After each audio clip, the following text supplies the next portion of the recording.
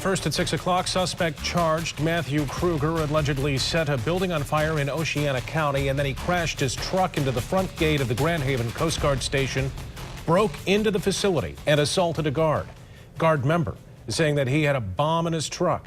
We have team coverage for you on this tonight. Marley Ginter will show us how Kruger's past is still a mystery tonight. But first, let's go live to Coco McAvoy. She was at Kruger's court hearing in Grand Haven this afternoon. Coco? Good evening. Authorities aren't releasing many details about where the investigation stands now, but today in court we learned Matthew Kruger will now face 2 felony charges for the big ordeal from yesterday morning.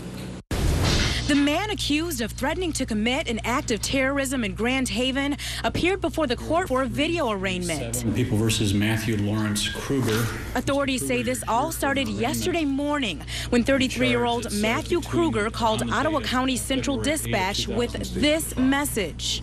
I have a bomb in my truck and I'm driving it into the Coast Guard building in Grand Haven. After making this statement, the subject hung up the phone. Kruger then allegedly followed through with that action, crashing his pickup truck through the gate of the Coast Guard facility and assaulting a Coast Guard member, saying he had a bomb in his truck. Grand Haven Public Safety was notified of the bomb threat and responded to the U.S. Coast Guard station.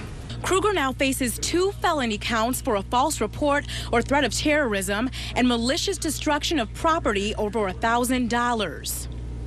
The judge read the charges to Kruger while he sat still, uttering few words here and there when asked a question,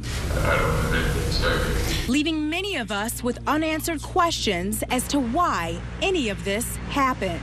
You know, you have maybe a sense of security or even a false sense of security. You always hear, well, that can't happen here. Well, now, you know, you see absolutely it can.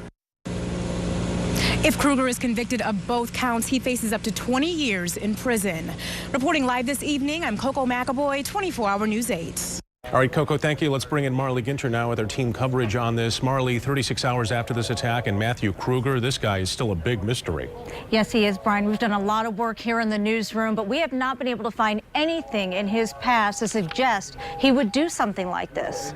We spent hours today scouring court documents both here in West Michigan and in Illinois, where Kruger is from. It appears he's had very few run-ins with the law. We know he was living on his parents' property near Mears, where police say he set a barn on fire.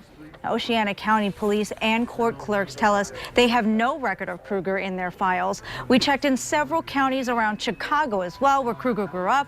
Some minor things there, tickets for expired plates and driving on deflated tires. We are reaching out to his friends and relatives to try to figure out and get a better idea of why investigators say he stormed the Coast Guard station. At the live desk, Marley Ginter, 24-Hour News 8. Thank you, Marley. We're going to keep working to learn new information about the suspect and what happened at the Coast Guard station on Sunday. Stay with 24-Hour News 8 and woodtv.com for any updates.